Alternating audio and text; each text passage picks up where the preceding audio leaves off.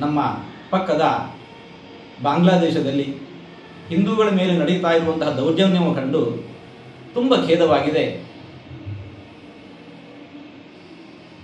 ನಮ್ಮ ದೇಶದೊಳಗೆ ಇರತಕ್ಕಂತಹ ಎಲ್ಲ ಹಿಂದೂಗಳು ಕೂಡ ಅತ್ಯಂತ ಕಳವಳ ಪಡಬೇಕಾಗಿರತಕ್ಕಂತಹ ಸ್ಥಿತಿ. ಇವತ್ತು ಪಕ್ಕದ ದೇಶದಲ್ಲಿ ಅಷ್ಟೇ ಅಲ್ಲ, ನಮ್ಮ ಸ್ವದೇಶದಲ್ಲಿಯೂ ಕೂಡ ಹಿಂದೂಗಳ ಮೇಲಿನ ಆಕ್ರಮಣ ಅತಿಯಾಗಿದೆ.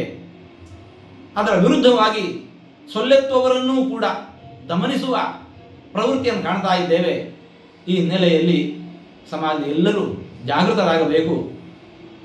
ಇವತ್ತು ಯಾವ ಸರ್ಕಾರವನ್ನು ಕೂಡ ನಾವು ಆಕ್ಷೇಪಿಸುವ ಹಂತದಲ್ಲೂ ಇಲ್ಲ. ಆ ನೆಲೆಯಲ್ಲಿ ನಾವು ದೇವರಿಗೇನೇ ಶರಣಾಗೋಣ. ಸಮಾಜದಲ್ಲಿ ಶಾಂತಿ ಸುಭಿಕ್ಷೆ ನೆಲೆಸುವಂತೆ ಎಲ್ಲರೂ ಸೇರಿ ದೇವರನ್ನು ಪ್ರಾರ್ಥಿಸೋಣ. ಎಲ್ಲರಿಗೂ ದೇಶ ವಿದೇಶದಲ್ಲಿ ಶಾಂತಿ ಸುಭಿಕ್ಷೆ ನೆಲೆಸುವಂತಾಗಲಿ.